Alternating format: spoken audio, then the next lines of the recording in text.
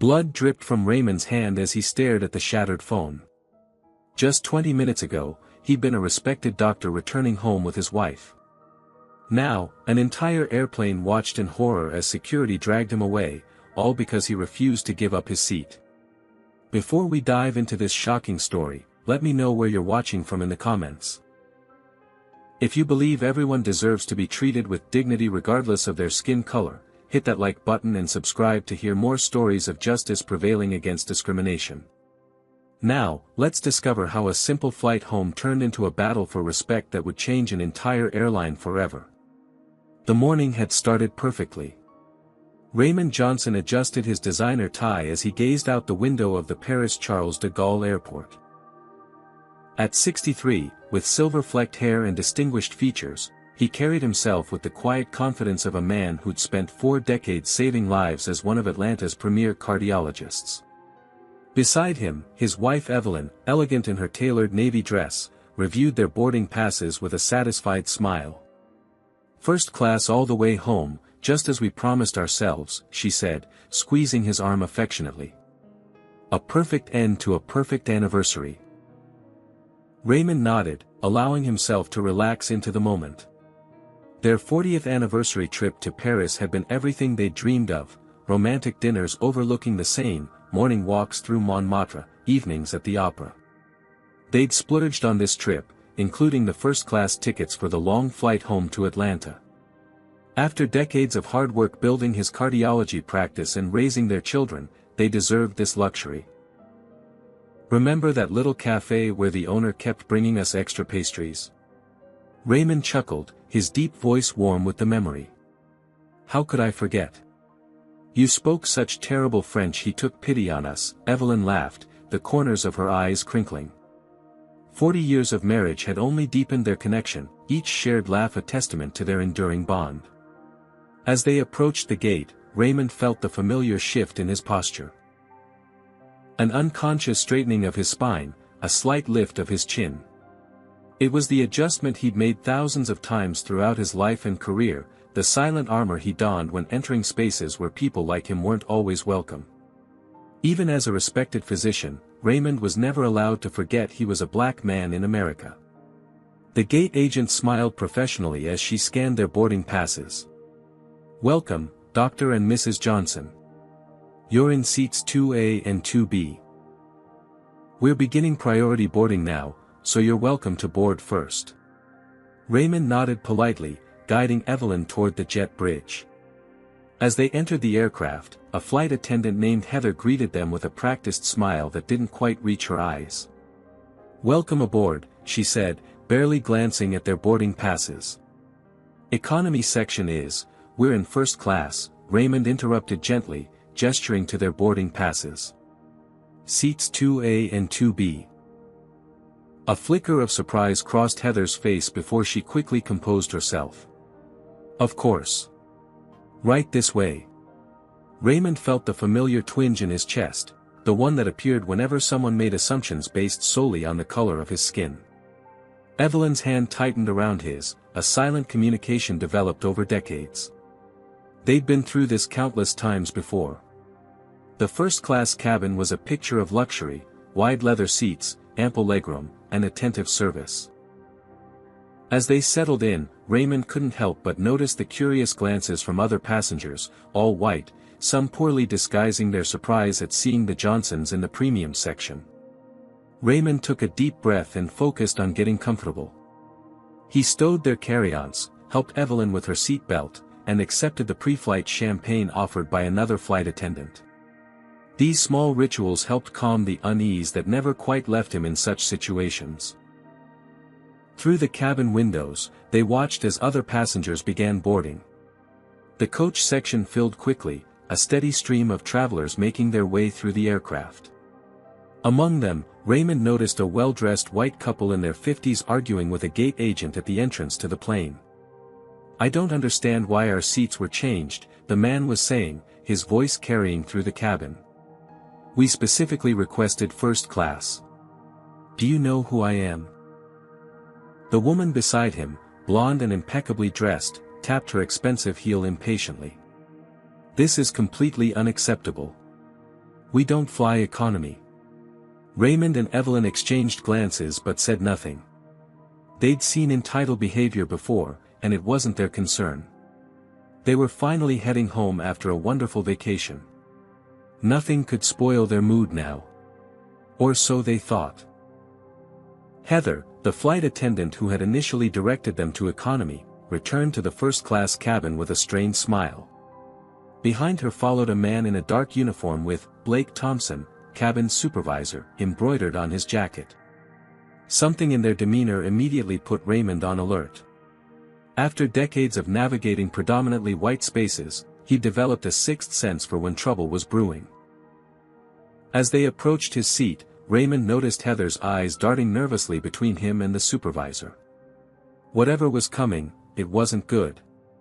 The argument at the gate was about to become very much their concern. "Excuse me, sir, madam," Blake said, addressing Raymond and Evelyn with a smile that didn't reach his eyes. "We have a slight situation with the seating arrangements. We need to ask if you'd be willing to move to different seats." Raymond straightened in his seat, immediately wary. "Different seats? We booked these specific seats months ago." "Yes, well," Blake continued, lowering his voice as if sharing a confidence, "we have some very important passengers who need to be accommodated in first class. We can offer you seats in economy plus, with extra legroom." Evelyn frowned. "I don't understand. We paid for first class." Blake's smile tightened. "Of course, and we'd provide a partial refund for the difference." Raymond noticed the white couple from the gate now hovering nearby, watching the interaction with obvious interest. The pieces fell into place immediately. "These are our assigned seats," Raymond said firmly, pulling out their boarding passes. "We booked and paid for first class." Blake's professional demeanor slipped slightly. "Sir, I understand, but Mr. and Mrs. Wilson here," he gestured to the waiting couple, "are very important clients of the airline. Mr. Wilson is a major donor to our parent company." Greg Wilson stepped forward, a tall man with salt and pepper hair and an expensive suit. His wife Patricia stood slightly behind him, her arms crossed expectantly. "Look," Greg said with the confidence of someone accustomed to getting his way, "this is clearly a mix-up. Those are our seats. We always fly first class." Raymond felt his blood pressure rising but kept his voice steady. "There's no mix-up. These are our assigned seats, which we booked and paid for months ago." Blake shifted uncomfortably. "Sir, perhaps you'd be more comfortable in economy anyway. The service is quite good there too." The implication hung in the air, ugly and unmistakable. Raymond felt the familiar burn of indignation rising in his chest. Around them, other first-class passengers, all white, were pretending not to listen, though a few exchanged uncomfortable glances. "What exactly do you mean by that?" Raymond asked, his voice dangerously quiet. Blake flushed slightly. "I just meant that we don't look like we belong in first class." Raymond finished for him. "Is that what you're suggesting?" Evelyn placed a restraining hand on his arm. After 40 years of marriage, she knew exactly when his anger was building. "Raymond," she murmured. "No, Evelyn," he said firmly. "I want to hear him say it." The cabin had grown uncomfortably quiet. Even the boarding passengers had slowed, sensing the tension. Patricia Wilson sighed dramatically. "Can we please resolve this quickly? We're holding up the entire flight." Blake turned to the Wilsons with an apologetic smile before facing Raymond again, his expression hardening. "Sir, I'm simply trying to accommodate all our passengers. If you could just cooperate." "We are cooperating," Raymond interrupted. "We're sitting in our assigned seats." Greg Wilson stepped closer, lowering his voice. "Look, I don't know if you people understand how this works, but there's a certain way things are done. I've been a platinum member of this airline for 15 years. Raymond stiffened at the phrase, "you people," a dog whistle he'd heard countless times throughout his life. "And I've been a cardiologist for 35 years, he replied evenly.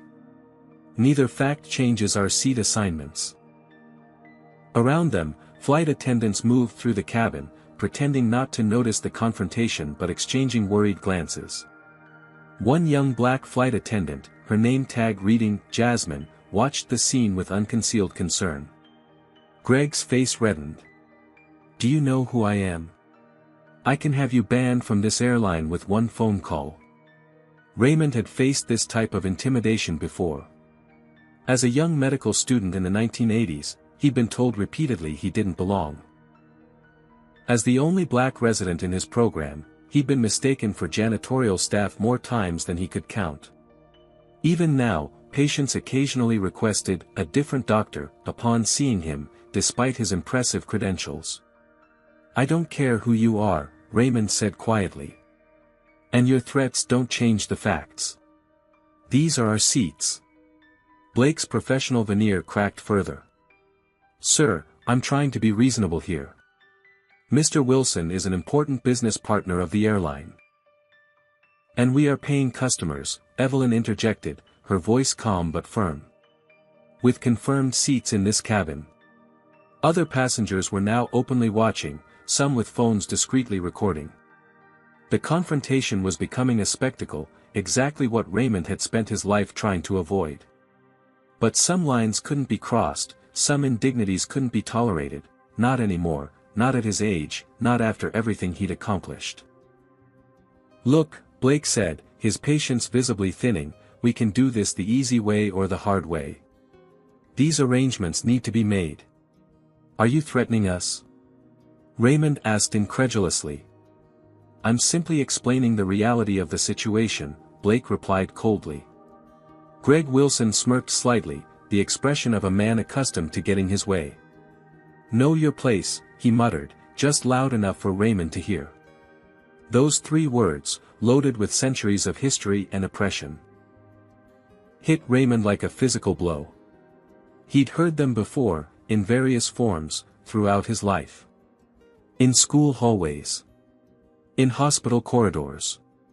In country clubs and restaurants. The message was always the same: no matter his accomplishments, some people would always see his skin first.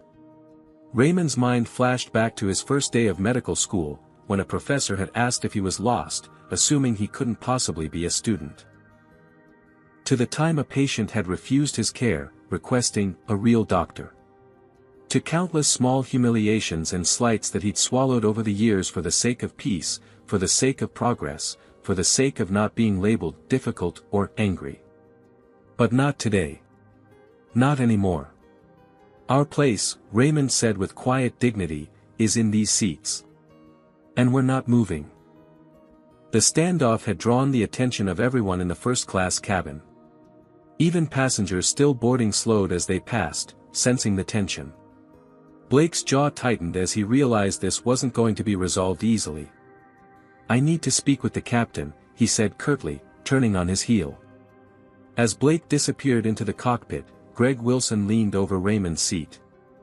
"You're making a big mistake," he said, his voice low and threatening. "I've got friends in high places." Raymond held his gaze steadily. "So do I. And none of them would expect me to give up a seat I paid for because of someone else's entitlement. Would you stand your ground if you were in Raymond's position? Comment number 1 if you believe he's right to refuse moving, or number 2 if you think he should have compromised to avoid conflict.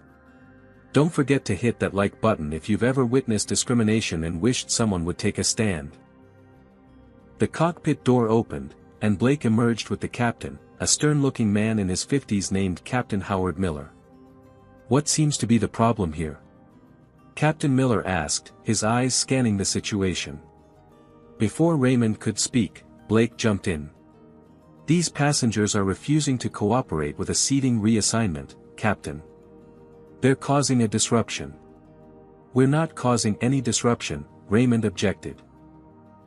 "We're sitting in our assigned seats and being asked to move without cause." Captain Miller frowned. "Sir, if my flight crew has asked you to change seats, I expect compliance. We can't have passengers disrupting the boarding process." "With all due respect, Captain," Raymond replied, his voice steady, the only disruption is coming from your staff trying to move us from seats we booked and paid for months ago. The issue, Greg Wilson interjected smoothly, is that there's been a mix-up with the seating assignments. My wife and I were supposed to be in first class. Captain Miller turned to Blake. Is that true? Was there a booking error? Blake hesitated. Not exactly, sir. The Wilsons were initially booked in economy, but, given Mr. Wilson's relationship with the airline, we felt an accommodation was appropriate. Raymond noticed Jasmine, the young black flight attendant, hovering nearby with a troubled expression. She caught his eye briefly, her gaze communicating silent understanding. So you're asking paying customers to downgrade because someone else wants their seats? Raymond clarified. Not because of any actual booking error. Captain Miller's expression hardened. Sir, I don't appreciate your tone.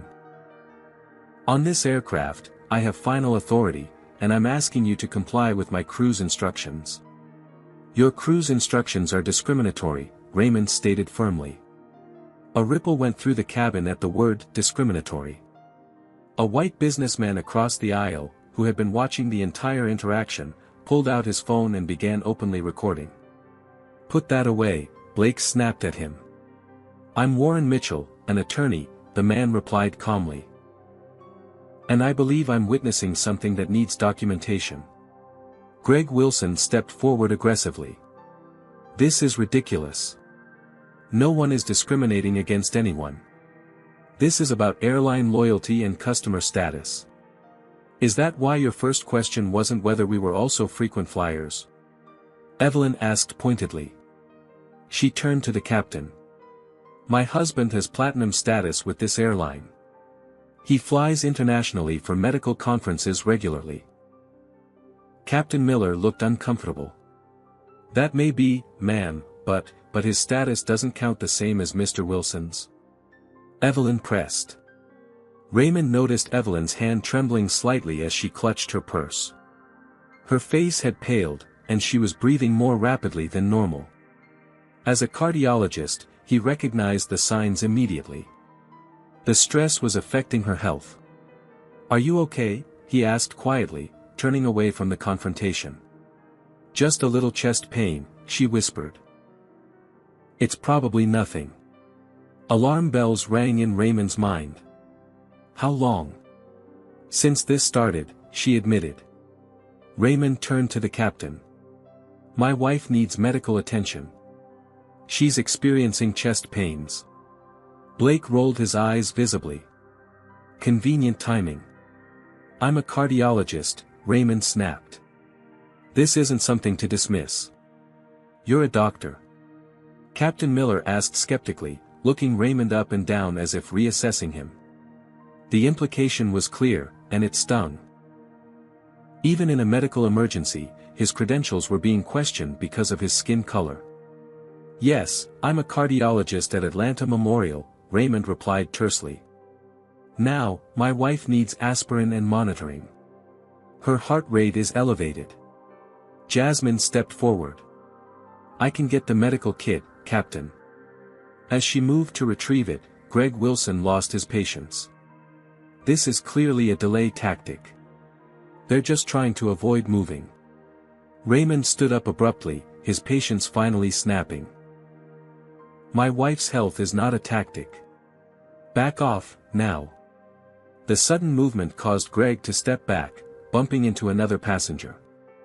The tension in the cabin ratcheted up several notches. Captain Miller raised his hands. Sir, I need you to sit down and lower your voice immediately. What's happening? Jasmine asked, returning with the medical kit. They're making a scene, Blake replied. The captain needs to make a decision. Jasmine hesitated, then leaned closer to Raymond. They do this sometimes, she whispered. The Wilsons were booked in economy. They demanded an upgrade at the gate, and when they were told the flight was full, they pulled the "Do you know who I am?" card. Her information confirmed what Raymond had suspected, but before he could respond, Blake noticed their exchange. Jasmine, return to your duties, he ordered sharply. Raymond reached for his phone. "I'm calling my attorney." Greg Wilson lunged forward, grabbing for Raymond's phone. "You're not calling anyone. You're holding up this entire flight." In the scuffle, the phone slipped from Raymond's hand, crashing to the floor. The screen shattered instantly. When Raymond instinctively reached out to grab Greg's wrist, preventing him from touching the broken device, his thumbnail caught the man's skin, leaving a small scratch. Greg Wilson recoiled dramatically. "He attacked me. Did you all see that? He assaulted me. Blood from the minor scratch. Barely more than a paper cut, beaded on Greg's wrist. But his reaction was as if he'd been stabbed. "That's it," Captain Miller declared. "I'm having you removed from this flight. Security." Raymond looked around in disbelief as cabin crew called for security. Evelyn clutched her chest, her breathing now visibly labored. Warren, the attorney, continued recording, capturing everything. "This is wrong, and you all know it," Raymond said, looking around the cabin at the uncomfortable faces of the other passengers. Not one spoke up in their defense. "Do you think the other passengers should have intervened? Type number 1 if you believe bystanders have a responsibility to speak up against injustice, or number 2 if you think they were right to stay out of it. And if you're enjoying this true story of courage in the face of discrimination, make sure to subscribe for more powerful content like this." As security officers boarded the plane, Raymond wondered how a perfect anniversary trip had dissolved so quickly into this nightmare. But even as they approached to escort him off, one thing was certain: this fight was far from over. The security officers, two burly men with stern expressions, marched down the aisle toward Raymond and Evelyn. The entire plane had fallen silent, the only sounds the gentle hum of the aircraft's systems and Evelyn's labored breathing. "Sir, ma'am, you need to gather your belongings and come with us," the lead officer stated flatly. Raymond stood his ground. "My wife needs medical attention. She's experiencing cardiac symptoms." The officer glanced at Evelyn, whose complexion had turned ashen, then looked to Captain Miller for guidance. "We can have medical personnel meet you in the terminal," the captain said dismissively. "Right now, you need to leave the aircraft." Raymond felt a cold fury building inside him. "She needs attention now. Not after you've paraded us through the terminal like criminals." "Sir," the security officer said, his hand moving to rest on his taser, "don't make this more difficult than it needs to be."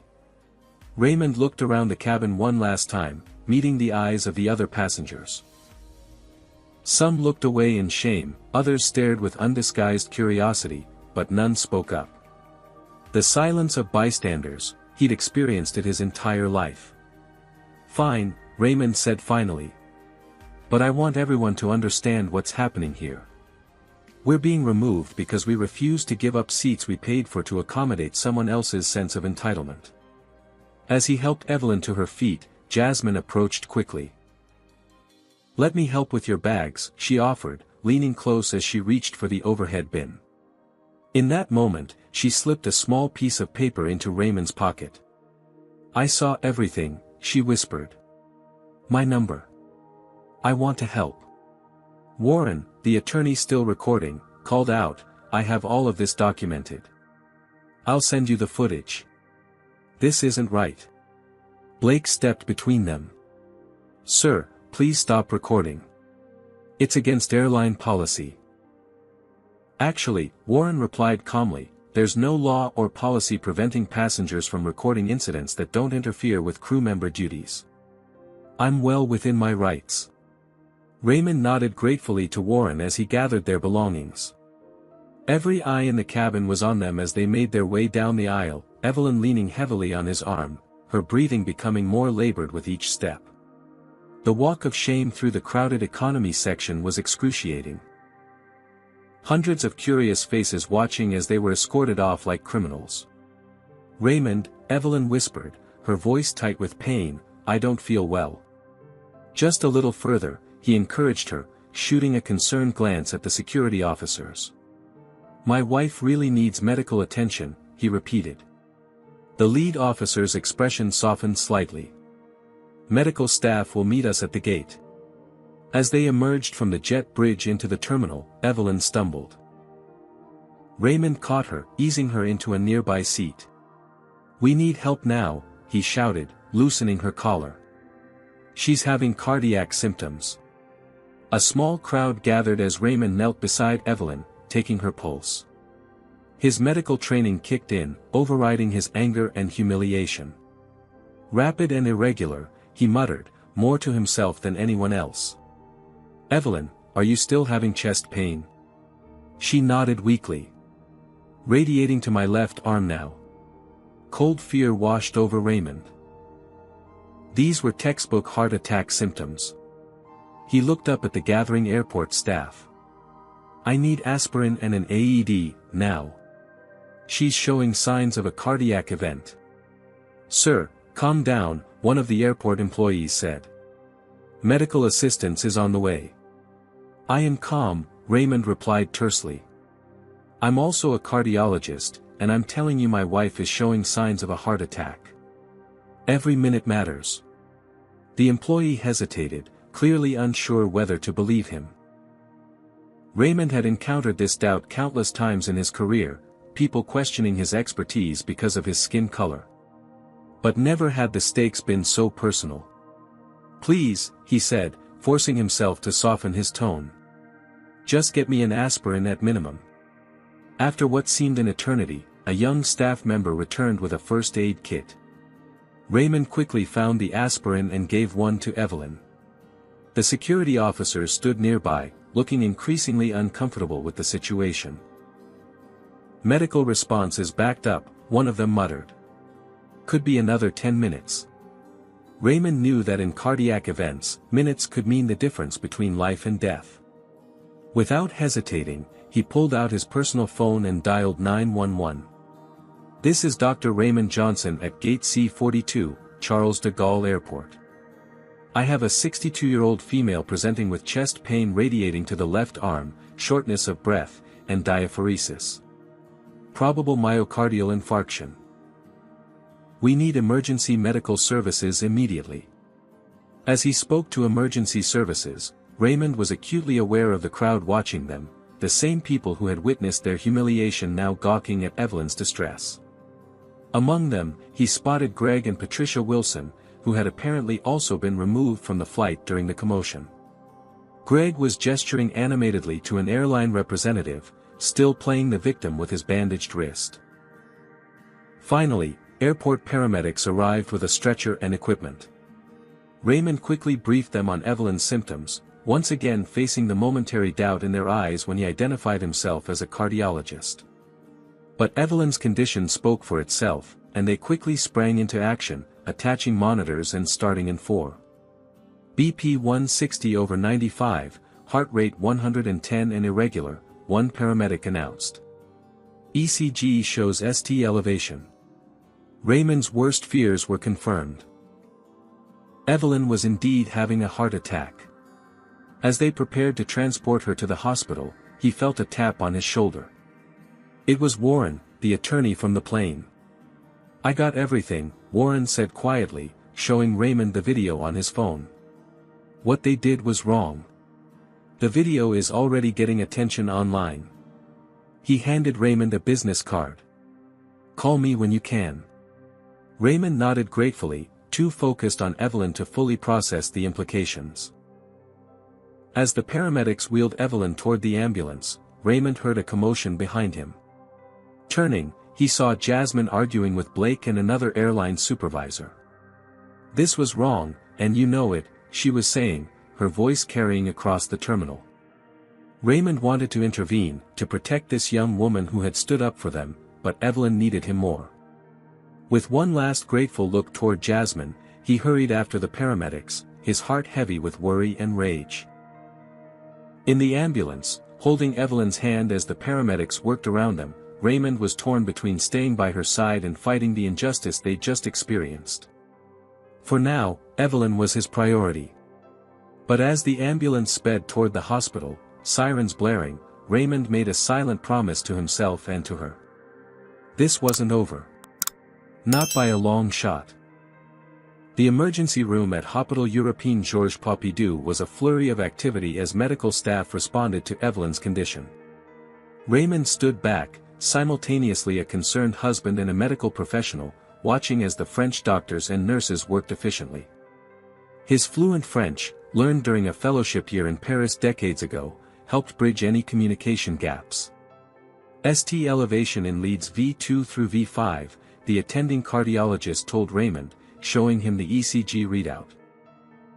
We're taking her directly to the cath lab.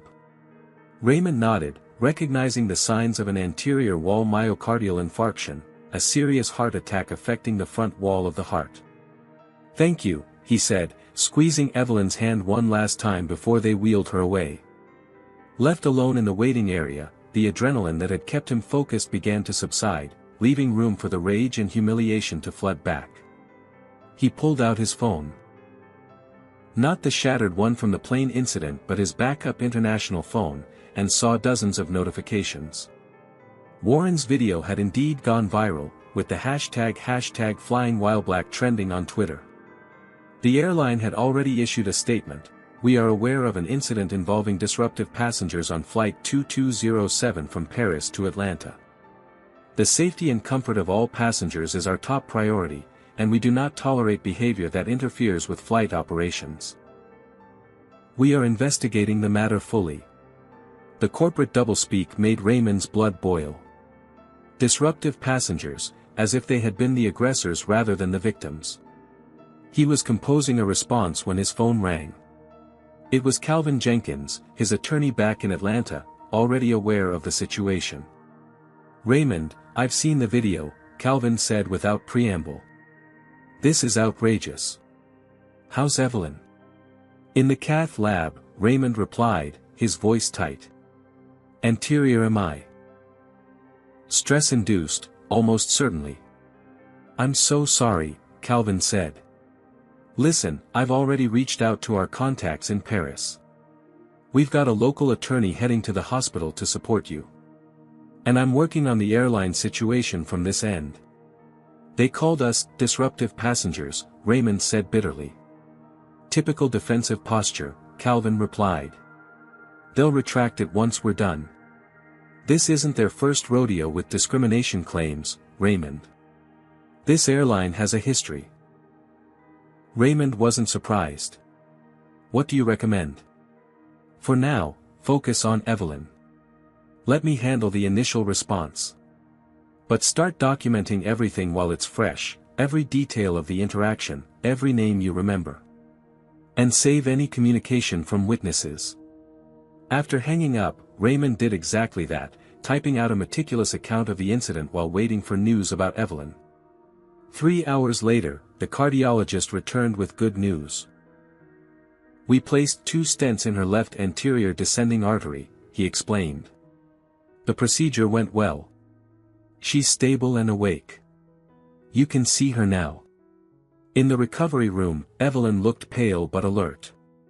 Her eyes found Raymond's immediately, and she reached for his hand. "I'm sorry," he said, his voice breaking slightly. "I should have just moved. None of this would have happened." Evelyn squeezed his hand weakly. "Don't you dare apologize for standing up for us. For standing up for what's right." Before they could talk further, a nurse entered with a tablet. "Dr. Johnson. You might want to see this." The nurse showed him a news site where Warren's video had been embedded. The headline read, "Respected doctor and wife removed from flight after refusing to give up seats to white couple." The video had over 5 million views already.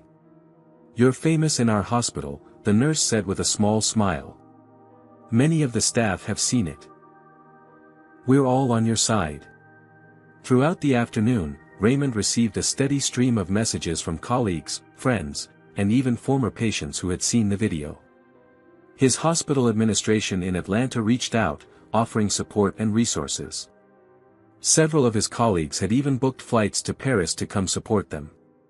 In stark contrast to their treatment on the plane, the hospital staff in Paris treated them with utmost respect and care. Raymond couldn't help but notice the difference. here, in his professional element, his credentials were not questioned.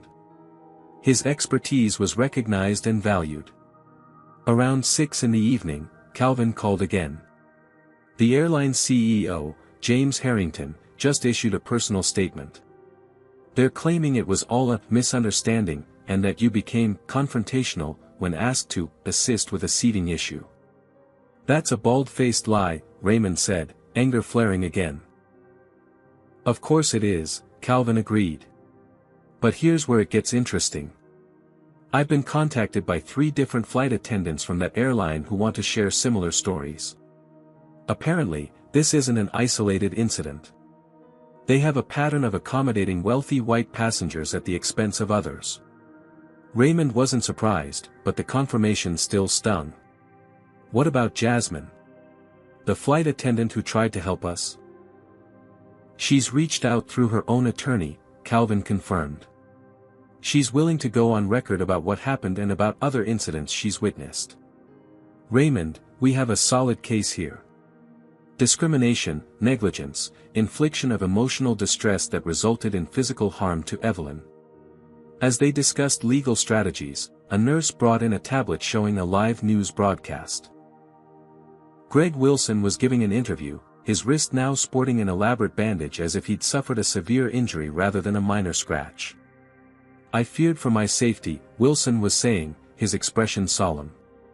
When I simply tried to resolve a seating misunderstanding, he became aggressive. Look what he did to me. He held up his bandaged wrist dramatically. Raymond watched in disbelief as Wilson spun a completely fictional account of what had transpired. He's lying through his teeth, he muttered. Calvin's voice hardened over the phone. We expected this. But here's what you need to know, Wilson isn't just a random entitled passenger. He's a major political donor with connections to the airline's board of directors. He has a history of complaints against service workers, particularly people of color. This information added another layer to Raymond's understanding of the incident. It hadn't just been about first-class seats. It had been about power, privilege, and the expectation that someone like Greg Wilson would always get his way, especially at the expense of someone like Raymond. A soft knock at the door interrupted them. It was the local attorney Calvin had arranged, Monique Dubois, a sharp-looking woman in her 40s with a briefcase and a determined expression. Dr. Johnson. I'm here to help, she said in accented English. And I'm afraid you'll need it. The airline is preparing to counter any claims you might make. As Raymond ended his call with Calvin and prepared to speak with Monique, Evelyn stirred in her hospital bed. Raymond, she said, her voice stronger than before, I want you to fight this. Not just for us, but for everyone who's ever been in our position and didn't have the resources to fight back. Raymond looked at his wife of 40 years. The woman who had supported him through medical school, who had stood by his side through countless slights and indignities, who had helped him navigate a world that often viewed him with suspicion despite his accomplishments. Even now, lying in a hospital bed after a heart attack, her concern was for justice. I will, he promised, squeezing her hand. We will. Outside the window, the lights of Paris began to twinkle as evening fell. Their anniversary trip had taken a devastating turn, but as Raymond sat beside Evelyn, reviewing the incident with Monique Dubois, he felt a growing resolve. For too long, he had swallowed his anger, had chosen the path of least resistance, had told himself that success was the best revenge. But some injustices demanded a response. Some battles needed to be fought, not just for personal vindication but for the principle of the thing. For the next passenger who might be asked to move because they didn't look like they belonged.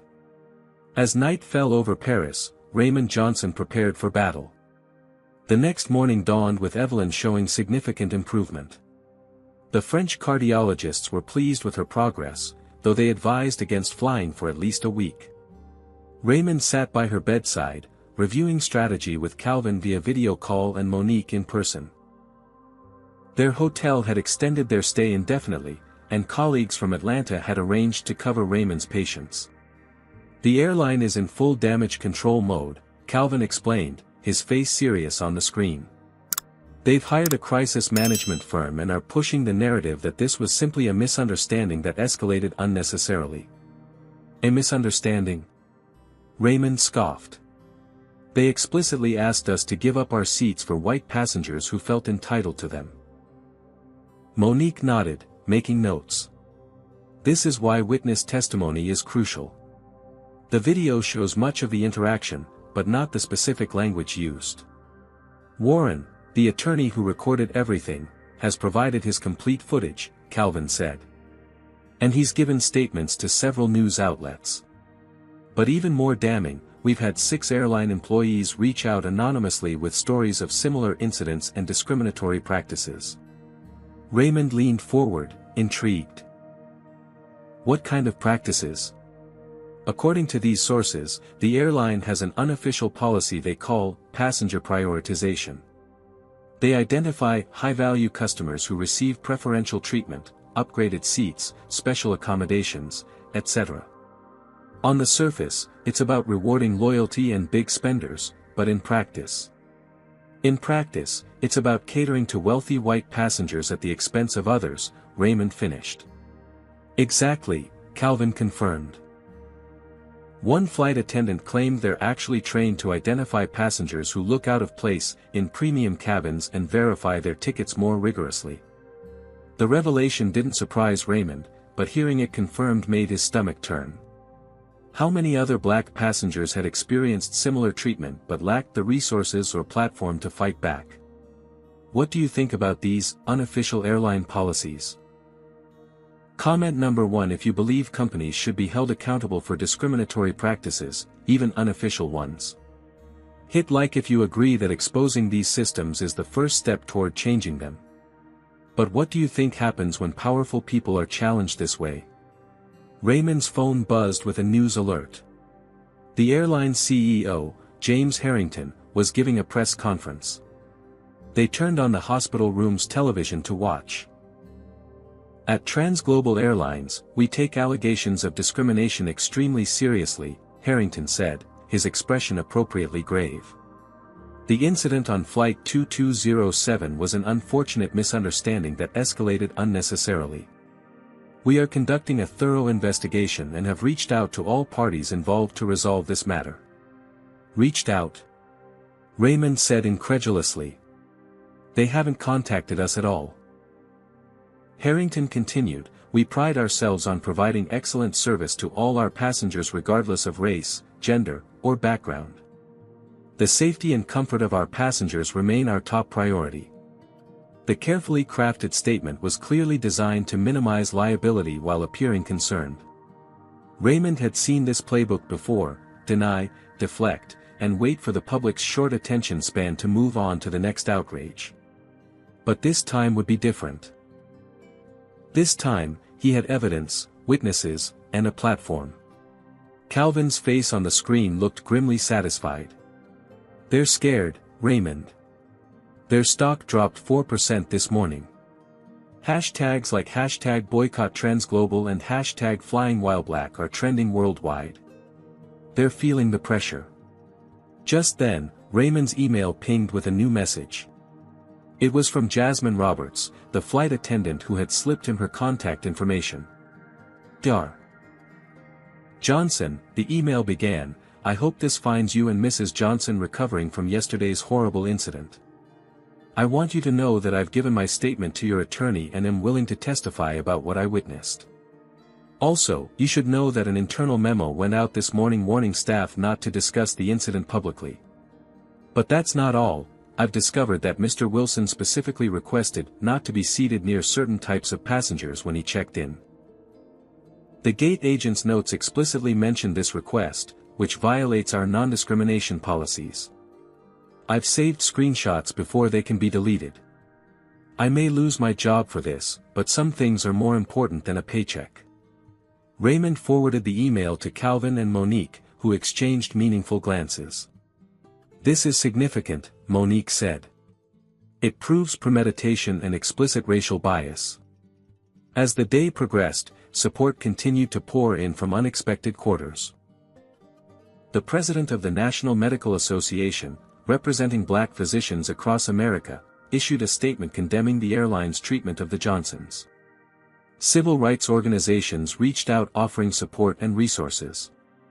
Even some of TransGlobal's corporate partners issued statements expressing concern about the incident. But alongside the support came backlash. Raymond's hospital administration called, their tone noticeably strained. "We support you completely, of course," the chief of medicine said, his voice suggesting otherwise, "but we're concerned about the publicity affecting the hospital. Perhaps there's a way to resolve this quietly." Raymond understood the subtext immediately. Even now, as the victim of discrimination, he was expected to be the bigger person, to protect the comfort of the institution, to handle things quietly rather than cause a scene. "I appreciate your concern," Raymond replied coolly, "but this isn't just about me and Evelyn. It's about a pattern of behavior that needs to be addressed publicly." After hanging up, he discovered that his private practice had received dozens of cancellations, patients uncomfortable with the controversy or, more likely, revealing their own biases now that Raymond was in the spotlight. Evelyn noticed his troubled expression. "What is it?" "The practice is losing patients," he admitted. "And the hospital wants me to settle this quietly." Evelyn's expression hardened. "After 40 years of you building that practice. After all you've contributed to that hospital. This is exactly why you need to fight." She was right, of course. This reaction, the expectation that he should endure discrimination silently to maintain peace, to protect white comfort, was precisely the problem. Late that afternoon, Calvin called with news. TransGlobal has made an offer. $2 million to settle immediately, with a non-disclosure agreement.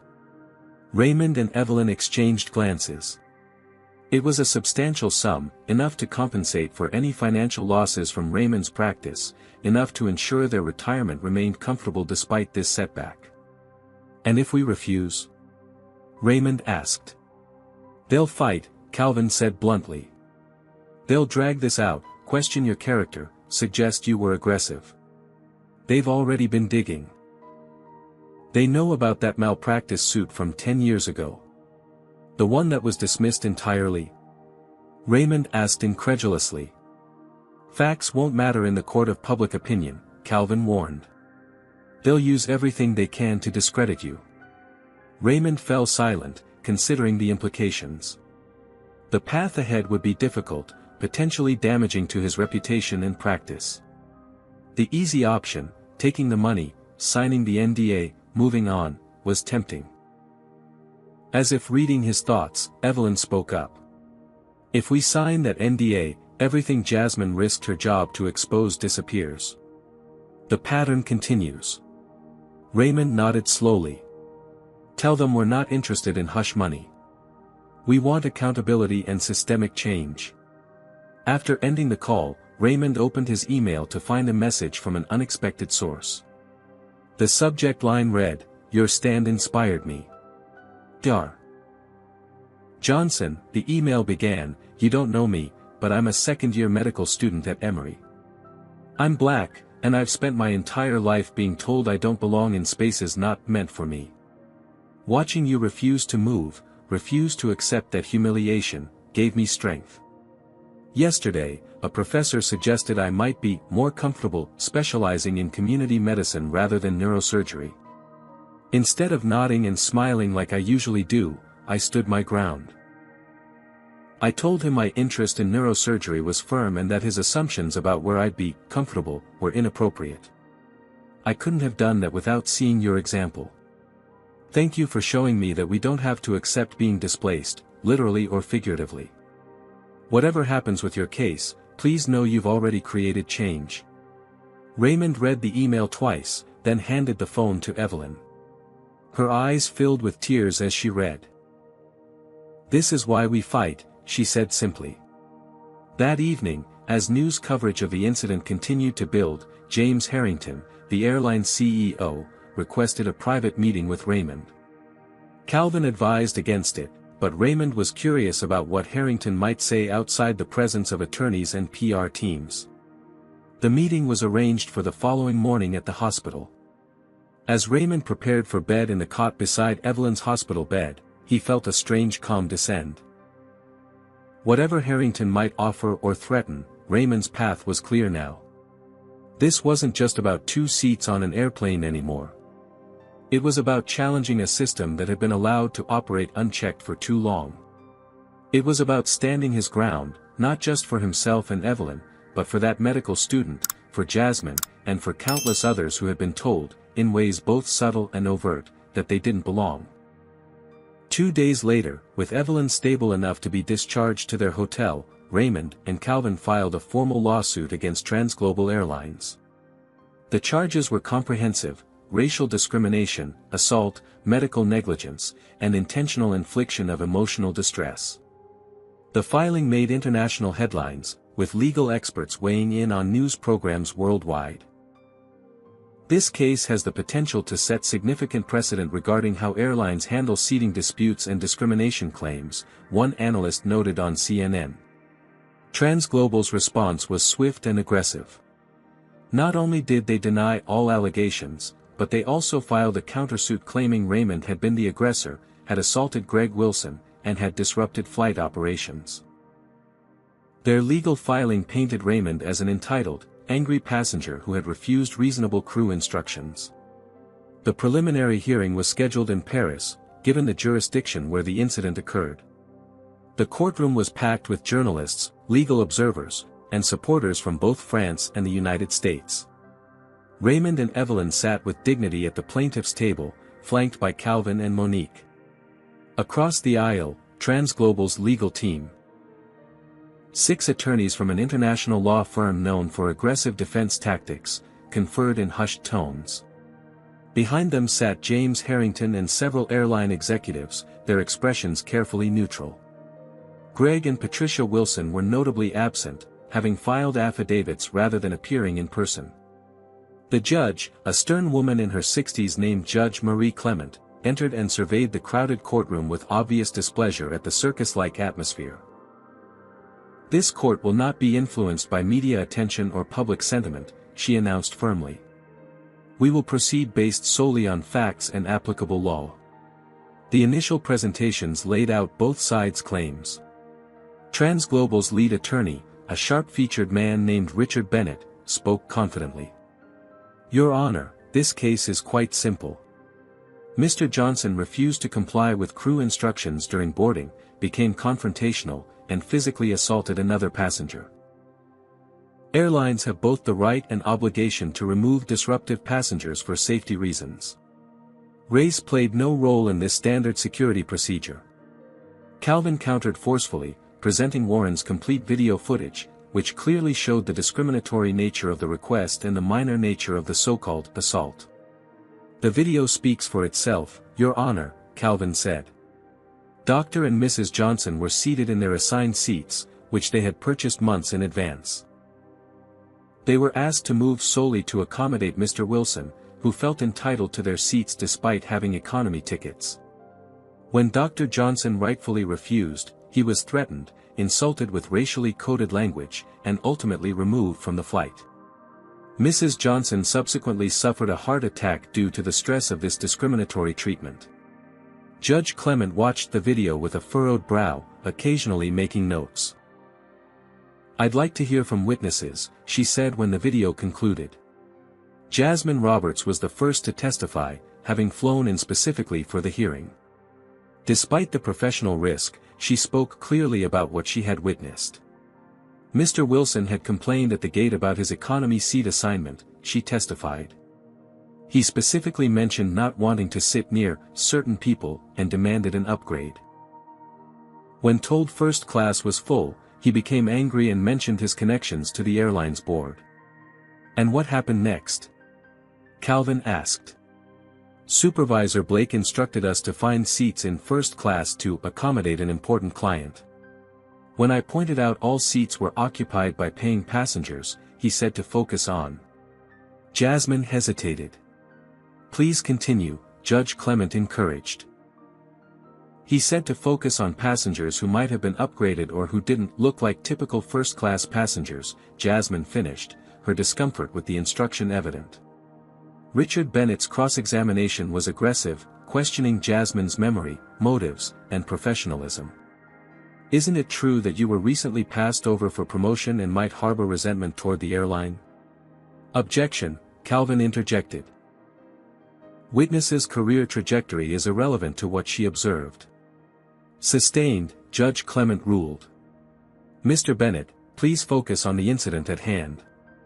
Warren Mitchell testified next, providing context for his video recording.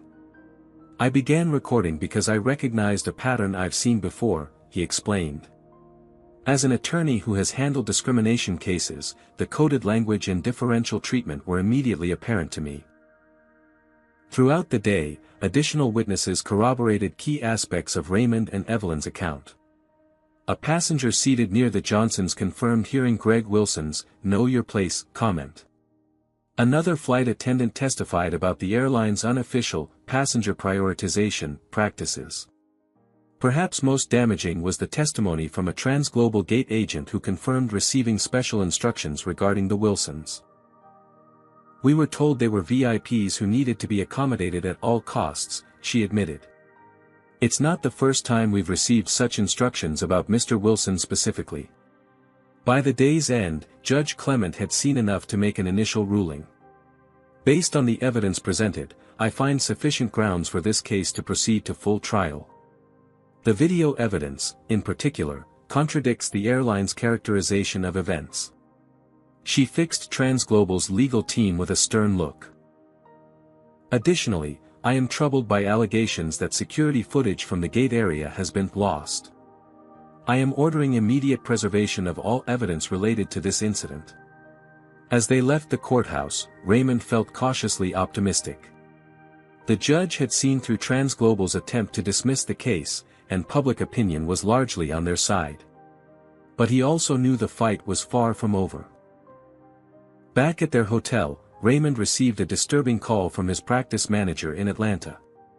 "I'm sorry to tell you this," she said, her voice strained, "but we've lost nearly 30% of our patients in the past week.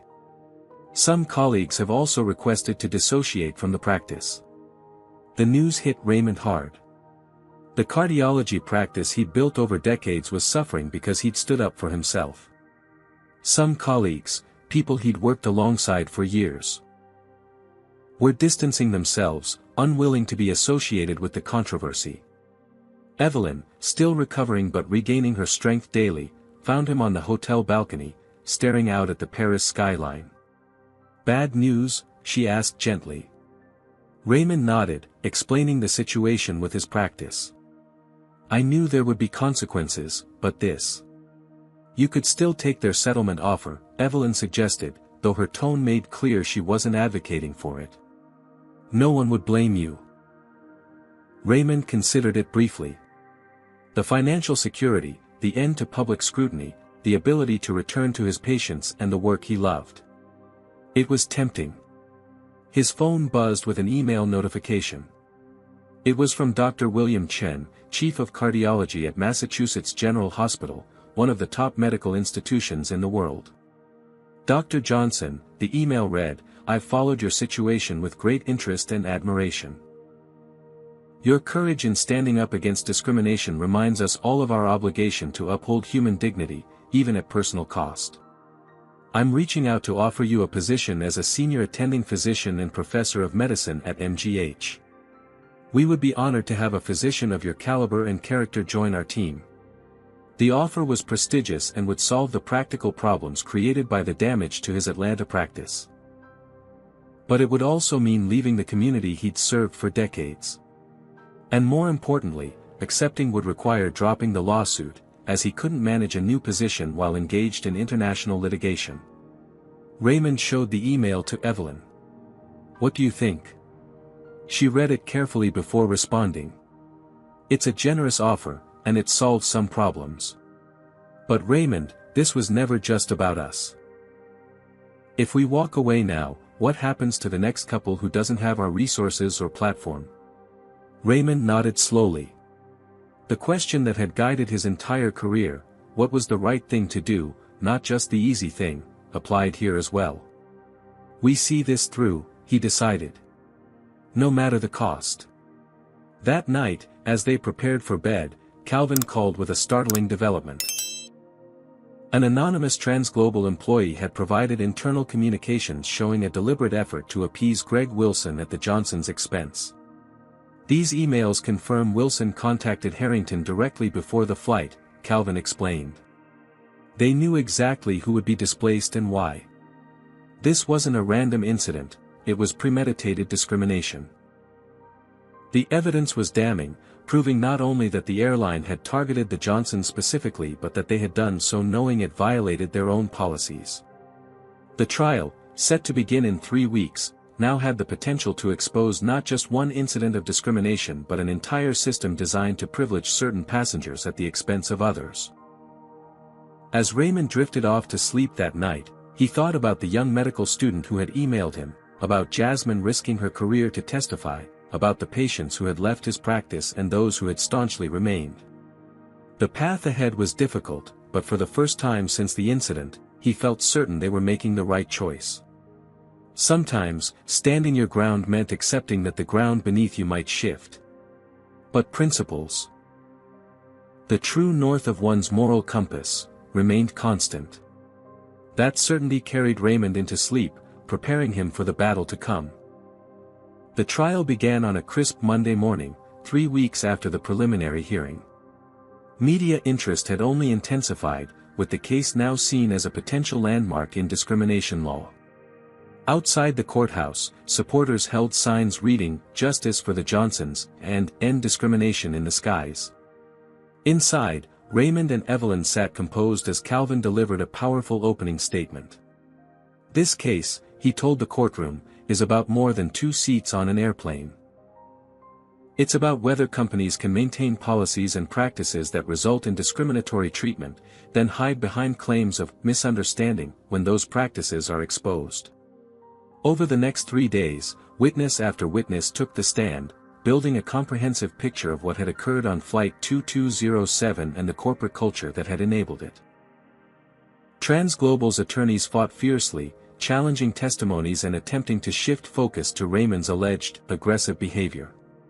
On the 4th day, Greg Wilson himself took the stand, having been compelled to appear by the court. Impeccably dressed and clearly coached by Transglobal's legal team, he projected confident indignation.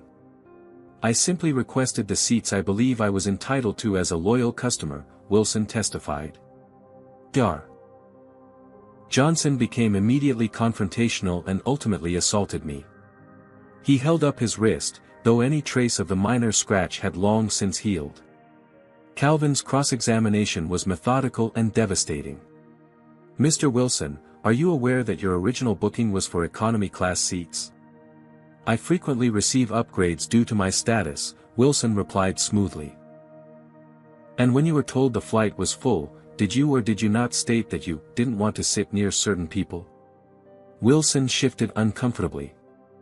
"I don't recall making any such statement." Calvin approached with a document. "Your Honor, I'd like to enter into evidence Exhibit 27, gate agent notes from the check-in counter." He handed copies to the judge and defense. "Mr. Wilson, according to these contemporaneous notes, you specifically requested not to be seated near certain types of passengers and became agitated when told this wasn't possible. Can you explain what you meant by certain types of passengers?" Wilson's composure cracked slightly. "I simply meant disruptive passengers. I travel frequently and prefer a peaceful environment." "And how exactly would you identify these potentially disruptive passengers before they had displayed any disruptive behavior?" Calvin pressed. That's not." Wilson stumbled, then rallied. "Look, I'm a valued customer who spends hundreds of thousands of dollars with Transglobal annually. Is it so wrong to expect preferential treatment? Even at the expense of other paying customers?" Calvin asked. "Even when that preferential treatment is based on assumptions about who belongs in first class?" Wilson's face flushed with anger. "Those seats are for people who understand their value. Not for people who just got lucky with an upgrade or who are trying to prove some point about equality." A gasp rippled through the courtroom. Wilson seemed to realize immediately he'd revealed too much, but the damage was done. "No further questions, Your Honor," Calvin said quietly, allowing Wilson's words to hang in the air. The next significant testimony came from James Harrington, TransGlobal's CEO, who had clearly hoped to avoid taking the stand. Under Calvin's questioning, he was forced to acknowledge the airline's passenger prioritization policies. "These are standard industry practices," Harrington insisted. "All airlines provide special treatment to their most valuable customers. Even when that special treatment means displacing other paying customers based on subjective criteria?" Calvin asked. "Our crews make judgment calls based on multiple factors," Harrington replied carefully. "Including how passengers look. Whether they seem like they belong in premium cabins." Harrington's hesitation was telling. "That's not our official policy." "But it is the practice, isn't it, Mr. Harrington?" Calvin pressed, presenting internal training materials that instructed staff to identify passengers who might be more willing to accept reassignment. As the trial progressed, Blake and Heather, the flight attendants who had confronted the Johnsons, gave testimony that contradicted both each other and the video evidence. Their credibility crumbled under cross-examination, particularly when Heather admitted she had initially assumed the Johnsons were in the wrong seats without checking their boarding passes. By the end of the week, Judge Clement made an unusual mid-trial statement. "I feel compelled to note," she said, "that the evidence presented thus far suggests troubling patterns that extend beyond this single incident. This court takes allegations of discriminatory practices very seriously." Her comment sent shockwaves through TransGlobal's executive team. That evening, news broke that the airline's board had convened an emergency session, and its stock had dropped another 8%. Raymond and Evelyn returned to their hotel room that evening to find a message from Calvin. TransGlobal was offering a new settlement, $10 million, no NDA, and a commitment to review their seating policies. "They're running scared," Calvin explained when they called him. Harrington's testimony was a disaster, and the board knows it. "This offer is substantially better than their previous one." Raymond and Evelyn discussed the offer late into the night. $10 million would more than compensate for the damage to Raymond's practice. The absence of an NDA meant they could speak freely about their experience. The policy review, while vague, was at least an acknowledgement of the systemic issues. "What do you think?" Raymond asked Evelyn, who had made a remarkable recovery but still tired easily. "I think they're trying to make this go away before even more damaging information comes out," she replied thoughtfully. "The question is whether this outcome achieves what we want." Raymond wasn't sure. The settlement would provide personal resolution, but would it create lasting change? Would it prevent future incidents? As he pondered these questions, his phone chimed with a new email. It was another message from the medical student who had contacted him earlier. Attached was a letter signed by over 500 black medical students and professionals across the country, expressing gratitude for his stand and sharing their own experiences of discrimination in professional settings. "Your courage has started a national conversation," the email read. "Whatever you decide about the case, please know that you've already created change by refusing to accept treatment that so many of us have silently endured." The letter moved Raymond deeply. While deliberating, he received a text from Warren Mitchell, "Check your email. Just sent something important." The email contained a video link to a recording of a private conversation between James Harrington and several board members, apparently taken during a break in the trial. "We need to settle this before the policies come under more scrutiny," Harrington was saying. "The Johnsons are just the tip of the iceberg. If this goes further, we could face a class action from other passengers who've been similarly treated." "Can we contain this to just seating issues?" a board member asked. "I'm more concerned about the hiring and promotion patterns that might come to light," another replied. "Our diversity numbers are abysmal, especially in leadership." The recording continued, revealing that TransGlobal's discriminatory practices extended far beyond seating arrangements, affecting hiring, promotion, and vendor selection throughout the company. Raymond immediately forwarded the recording to Calvin, who called back within minutes.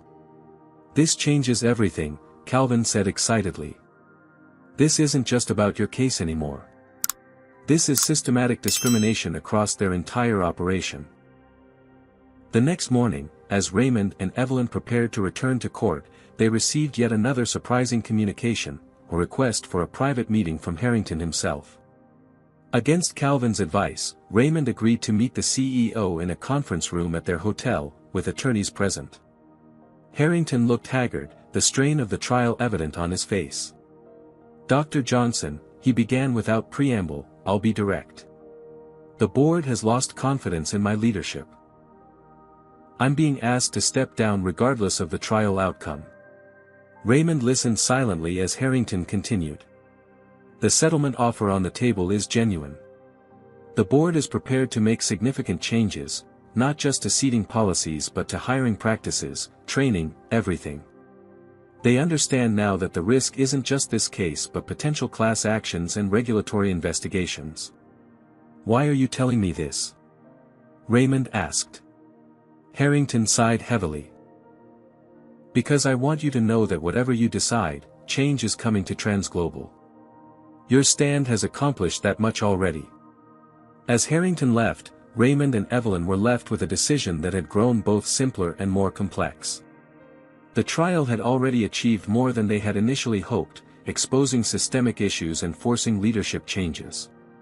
But was a settlement, even a generous one, sufficient justice for what they had endured? The answer came to Raymond as he recalled the words from the medical student's email: "You've already created change by refusing to accept treatment that so many of us have silently endured." Sometimes, justice wasn't just about personal vindication but about creating a precedent that protected others. With newfound clarity, Raymond knew exactly what they needed to do. The courtroom fell silent as Raymond Johnson took the stand on what would be the final day of the trial.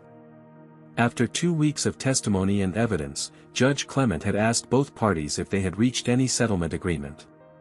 To everyone's surprise, Raymond had requested the opportunity to address the court before responding.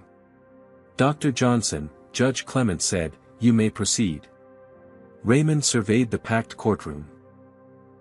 The attorneys, the media, the Transglobal executives, and most importantly, Evelyn, whose supportive smile gave him strength.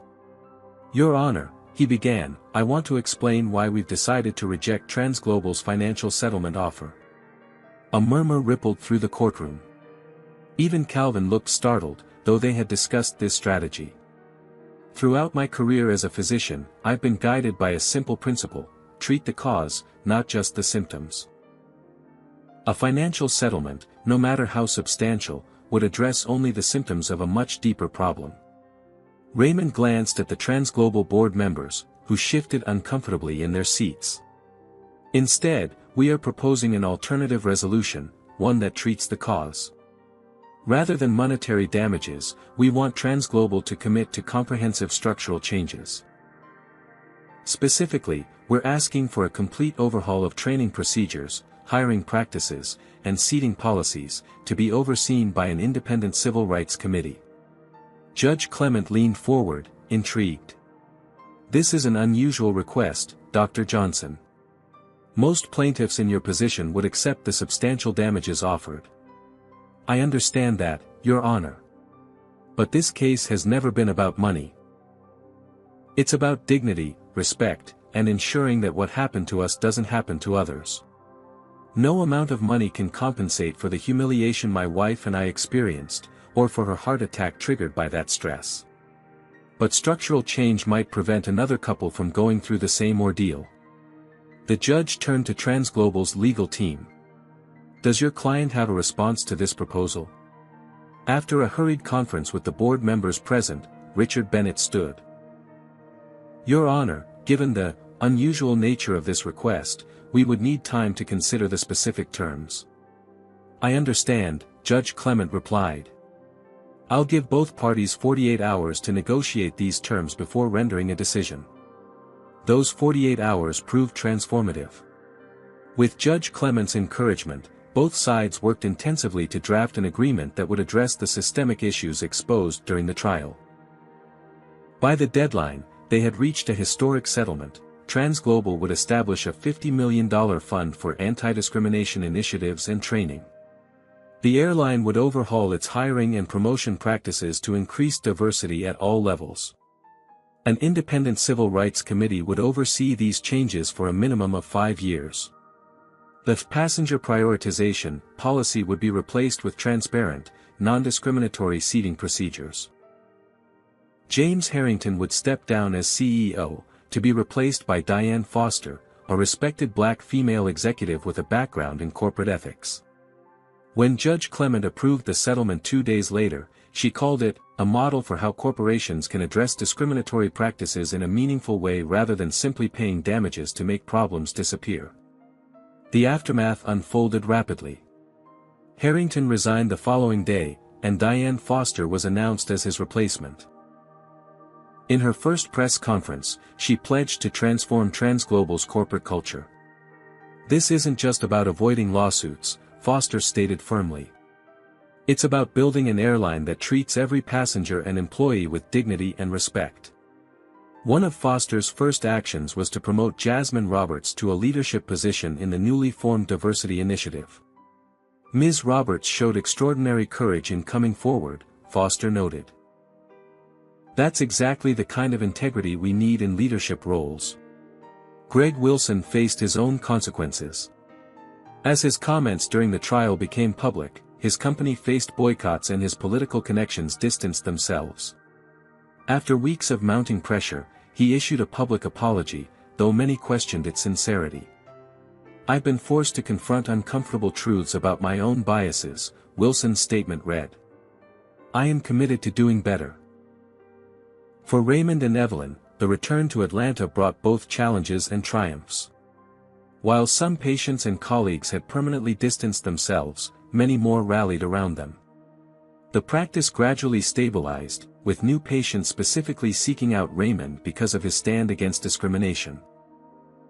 Using his platform and a portion of the legal fees TransGlobal was required to pay, Raymond established the Johnson Scholarship for minority medical students facing economic or social barriers. "Medicine needs diverse perspectives," he explained at the scholarship launch.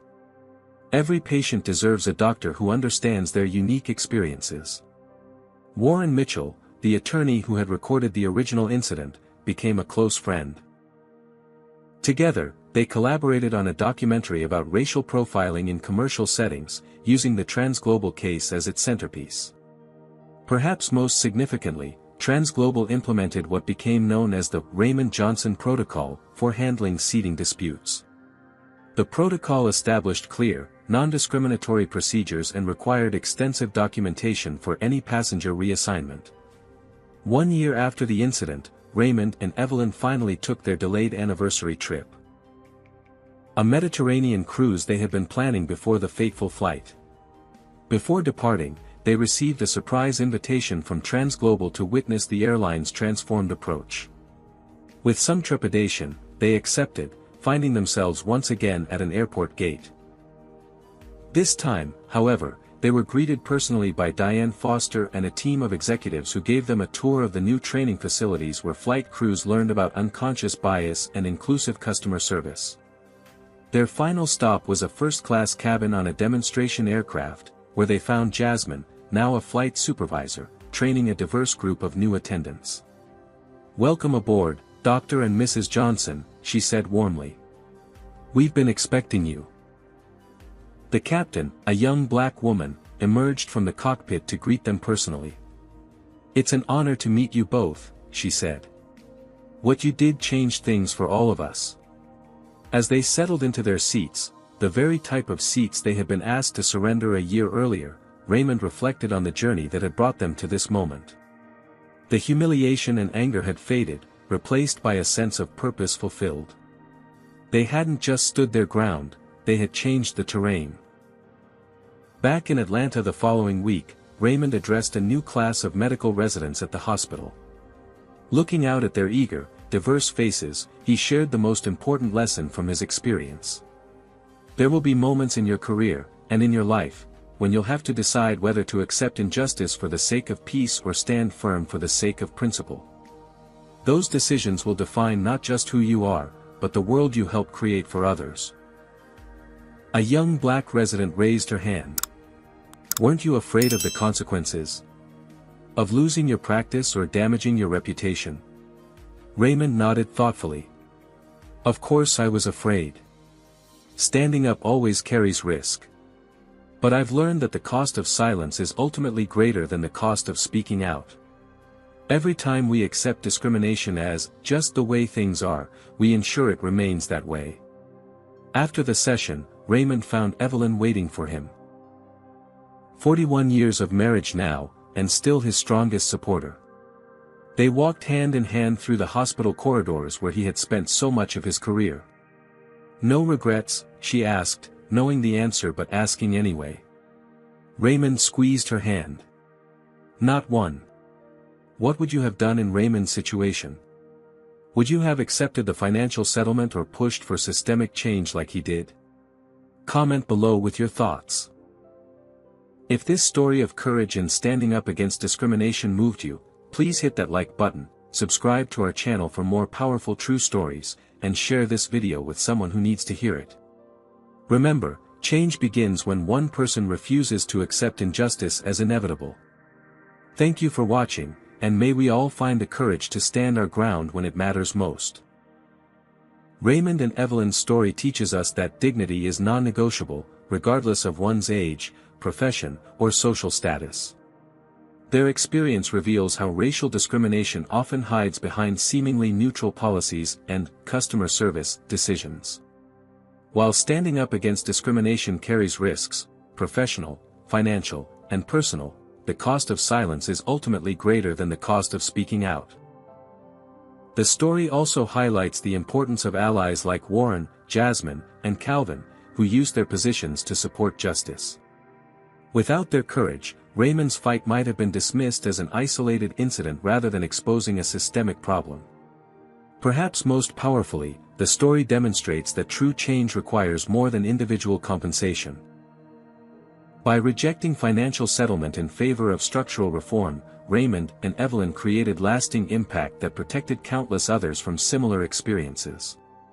They transformed their humiliation into a force for positive change.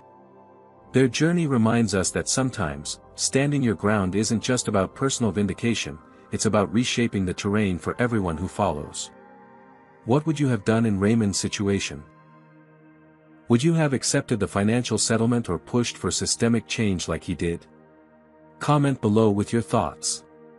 If this story of courage and standing up against discrimination moved you, please hit that like button, subscribe to our channel for more powerful true stories, and share this video with someone who needs to hear it. Remember, change begins when one person refuses to accept injustice as inevitable. Thank you for watching, and may we all find the courage to stand our ground when it matters most.